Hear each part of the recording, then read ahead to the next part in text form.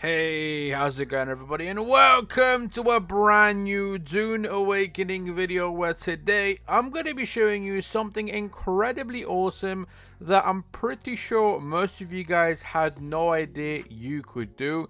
This could be a really quick and simple way for you to get yourself materials without having to actually go out farming. This is something you could do right now, and I myself literally just found out about this purely by accident, so it is definitely something you want to try doing. Now, like I said, this is a way for you to get some super easy materials and maybe, if you're lucky, a bunch of free loot.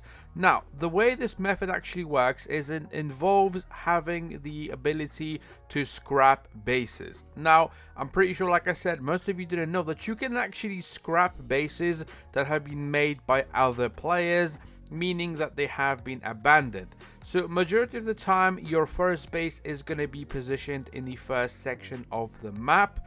Now, upon you reaching the second one, obviously you get the advanced one, and there's actually a quest section or a quest segment that requires you to actually abandon one of your bases or your first base.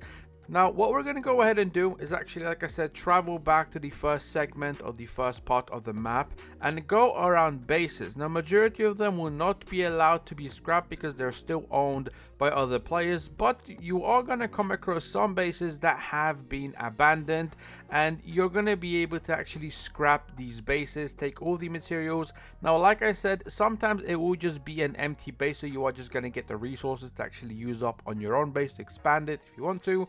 Or if you're really lucky, sometimes these bases could actually have chests, other materials and stuff you can just take and use for yourself. I was actually quite lucky, but unfortunately I did not get it on camera. I did find a base that was not actually abandoned. I think the owner just left it, was gonna reboot somewhere else, and it had a ton of materials inside, from rare materials, from plants to equipment that I just literally took, snuck, and basically kept there for myself.